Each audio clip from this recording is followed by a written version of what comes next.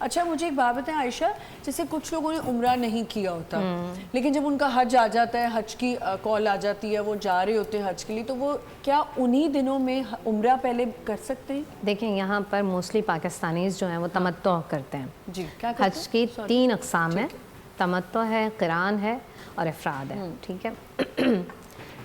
نبی صلی اللہ علیہ وسلم نے جو حج کیا ہے نا وہ قران کیا ہے. یعنی قران میں کیا ہوتا ہے کہ آپ نے احرام باندھا ہے جی، اور احرام عمرے کی نیت سے اور حج کی نیت سے باندھا آپ نے.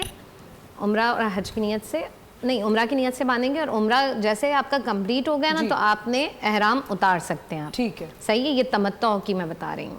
اور اس کے بعد جب حج کے ایام آئیں گے تو دوبارہ آپ احرام باندھیں گے اور حج کے ارکان مکمل کریں گے. موسٹلی پاکستانی تمتع کرتے ہیں اور یہ کیا جاتا ہے. قران نبی صلی اللہ علیہ وسلم نے کیا، اس میں آپ صلی اللہ علیہ وسلم نے عمرے کا احرام باندھا اور عمرے کی پابندی سے جو حلق وغیرہ کرواتے ہیں وہ نہیں کروایا آپ نے، اور آپ نے اپنا حج مکمل کیا. ٹھیک ہے. یہ سب سے افضل وہ ہوتا ہے حج ہوتا ہے. اچھا حج افراد میں صرف آپ حج کر سکتے ہیں. تو اگر کسی بندے نے اگر عمرہ نہیں کیا ہے، ٹھیک ہے، اور اگر اس پر حج فرض ہے اور حج کے ایام میں اگر وہاں کا مقیم ہے اور اگر ادا کرتا ہے تو کر سکتا ہے. لیکن موسٹلی پاکستانی تمتع کرتے ہیں، یعنی پہلے عمرہ کر لیتے ہیں اور پھر وہ حج کی ادائیگی کرتے ہیں. وہ ہو سکتا ہے. اچھا شہریار بھائی کی ایک بات سے میں یہ کہوں گی کہ اگر کچھ لوگوں کو وہاں جا کے سہولتیں نہیں ملتی ہیں نا، تو مجھے ایسا لگتا ہے یہ وہ مقام ہے کہ جہاں پر آپ سوچیں کہ نبی صلی اللہ علیہ وسلم نے یا جناب ہاجرہ نے کتنی تکالیف اٹھائی ہیں.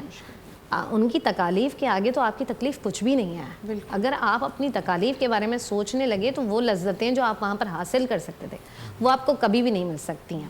اور دوسری چیز جو آج کل کے دور میں ہر جگہ پر جا کر آپ اپنی سیلفیز بناتے ہیں دنیا کو دکھانے کے لیے. آپ کا مطلب ٹوٹلی یہ دجال کے فتنے سے بھی بڑھ کر ہے نا دکھاوا کرنا. تو کیا کرتے ہیں ہم جا کر، آج میں حضرت اسود کو چوم رہا ہوں، آج میں جالیوں کے پاس سے گزر رہا ہوں، آج میں فلانی چیز پر ہوں. تو اس چیز سے بھی ہمیں اوائڈ کرنا ہے. شہریار صاحب میں یہ کہہ رہا تھا کہ جیسے انہوں نے کہا نا 2014 یا 15 میں ہم لوگ گئے گروپ لے کے اور وی آئی پی وہ تھا، مجھے دے کے بیٹھا دو لوگ. اب بس ہو گئی لیٹ، ہم لوگ کلاک ٹاور میں نیچے بیٹھے ہوئے بس کا انتظار کر رہے ہیں. 16 لاکھ کا اس وقت انہوں نے حج پیکج دیا ہوتا. I am talking about 2015. Imagine کریں ذرا. تو میں لوگوں کا ذہن بنا رہا تھا کہ بھائی بس آنے والی ہے، انتظار کریں اور یہ کریں. حضور نے اتنی تکالیف برداشت کی، امی خدیجہ نے یہ کیا. میں تکالیف بیان کر رہا ہوں. ایک ڈاکٹر صاحب تھے، عبرت کا واقعہ یہ. ایک ڈاکٹر صاحب تھے، کہنے لگے او مولانا زیادہ بھاشن مت جھاڑو، ہم پیسے دے کر آئے ہیں، یہ سہولت دینا تمہارا کام تھا.